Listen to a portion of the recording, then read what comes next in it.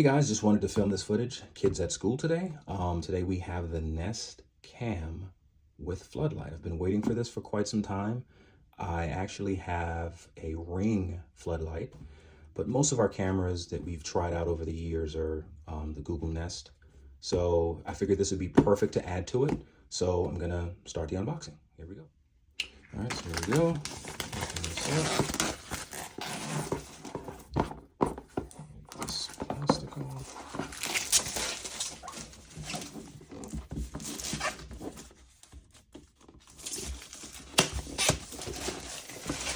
Here. Okay. All right, here we go. Wait a second. How does this thing open? All right, hold on one second. All right, here we go. So I'm going to open up the box and ta-da. Oh, wow. This is nice. Okay. So this is it. So the camera itself seems to be, it's like detached from the actual floodlight itself. There's a cable that connects right here that goes to the floodlight. This is the assembly and everything that you'd have to connect to your electrical supply. And this is the little, it's like a, I don't want to say a USB cable, but I guess Nest has a little proprietary cable. So that just plugs in just like that. See that right there? So it plugs in right there and you hook the camera up on the front. There's a really powerful magnet. I don't know if you guys saw that, but oops, it just goes on like that. And you can adjust it without having to do too much. And the cable just snaps underneath. So I believe this is the sensor. So the camera I actually read online, you have to mount it like on a sidewall. It can't be mounted like underneath something. So where this is going to be mounted is going to be, I had to order a special mount from from Amazon. And I'll post the link to that in the description. But yeah, it has to be mounted on, it has to be a wall mount. It can't be mounted under, off an Eave or anything like that. So, so that's that. There are these two pieces here. And of course, if you're not an electrician, I would suggest getting one to help you with this. Because you will have to turn the power off before you start messing around with this. And I believe this is the instructions and this is the base. So this is what I believe connects to the junction box if you already have one outside. And luckily I have one from my ring light. And I believe this is what attaches to this, like so. The wiring goes through there, like this. And it attaches like that. Pretty cool, pretty simple. There's a ground screw here. I need to read up on that as well. I heard something about making sure this is properly grounded, so we'll see. All right, so that's pretty much it for the unboxing part of it. And I have to get the old camera down and put the new one up. So, just trying to get some footage of this. So this is the Ring cam that I have now that I'm taking down. It's been here for a while, served me well, but it's time to try something new. So this is it. I'm gonna take it down. I already have the electrical wiring in a nice junction box. Just gonna shut the power off and take this down and get the new mount put up. All right, here we go. All right, so got the Ring cam out. You see that you gotta take a picture and make sure you're following grounding and all the colors, make sure everything matches up, and I have to take the old Ring bracket out to put the new Nest bracket in. So we'll see in a second. So here's the bracket that I found on Amazon. So pretty much what it does, those 4 screws attach to the bracket that comes with the Nest, and the Google Nest floodlight, and the back part of the floodlight goes into here. So I just wanted to show you guys that. All right, so here we have all the pieces. So this is the camera itself, and if you notice, this piece actually goes on the back like that, and this piece is what will line up with these screws, like so. And the wires come through there, and then of course the screws would mount into whatever overhang or eave you have. But this is a pretty cool bracket, and it'd be cool if Google made one like this. Referred you to the company that makes this bracket, but this is pretty awesome. I like this.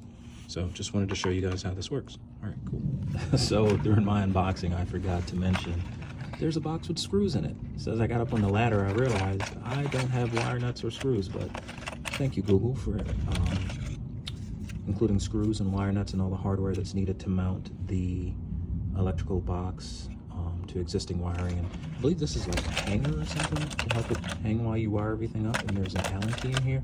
So just want to show you guys that. I forgot that part in the unboxing. So Google includes this little ground lead that you should attach to this ground screw right here. So it makes it a lot easier, especially if you have thicker wiring. You can just put the wire nut on this end attached to the electrical junction box.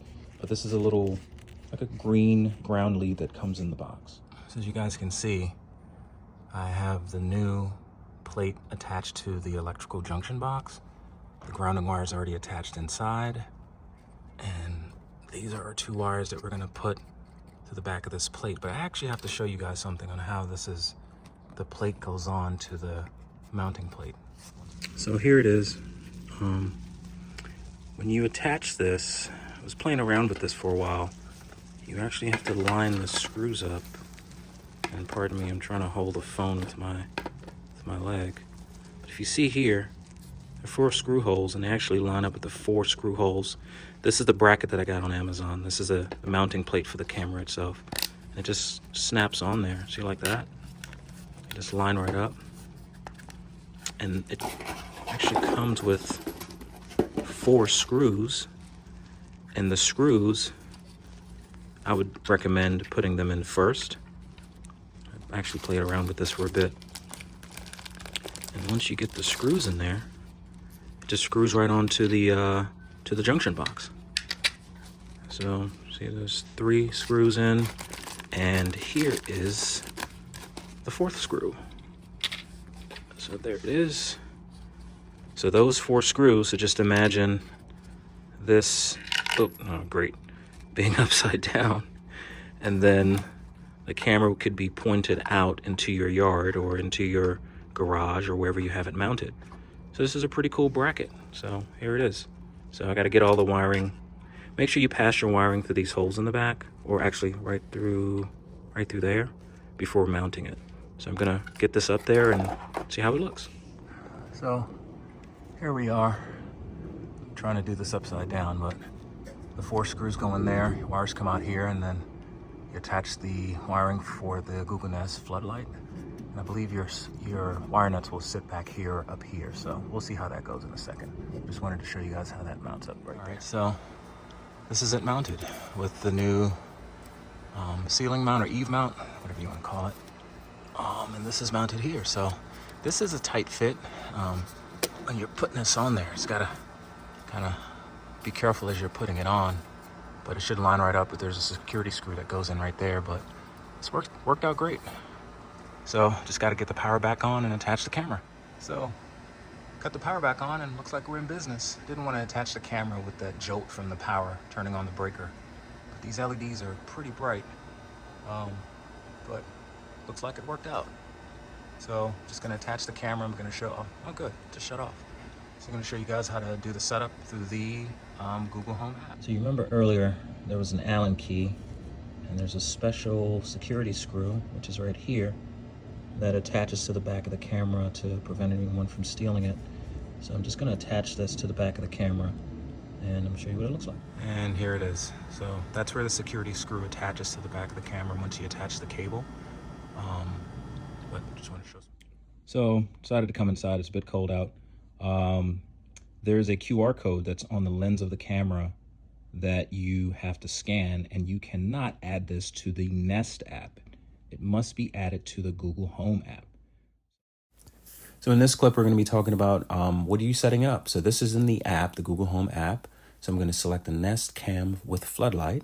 It's going to go through, and it's going to ask for a setup code. Look for the setup code on the back of your device. All right, so we're going to continue on here, selecting the Nest Cam with Floodlight.